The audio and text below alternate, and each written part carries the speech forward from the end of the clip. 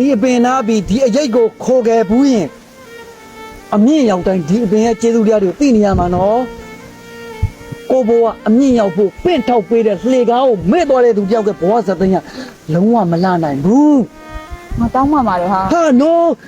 မတောင်းမှနဲ့တောင်းမှနဲ့ဆိုတဲ့စကားအရင်နုညံ့နဲ့နိပ္ပစနဲ့လုံးဝမတန်ဘူးဒီမှာညငါပြောပြမယ်နာကခွင့်လို့ပေးလေလေမြင့်မှာအစိတ်သီးတွေမျိုးချနေရတယ်လို့ဖြစ်လေလေတယ်လောကကြီးညှက်တနေဖို့လိုတယ်နော်အရန်ကျွမ်းကျင်တဲ့လှေသမားတယောက်တောင်တစ်ဖက်ဆောင်ရင်မှောက်သွားတတ်တယ်ဆိုတာကိုခေါင်းထဲမှာမြင်မြင်မှတ်ထားလိုက်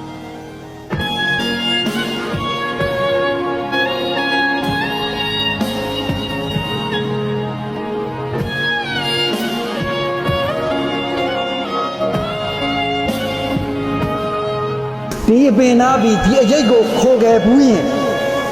အမြင့်ရောက်တိုင်းဒီအပင်ရဲ့ကျေးဇူးတရားတွေသိနေရမှာနော်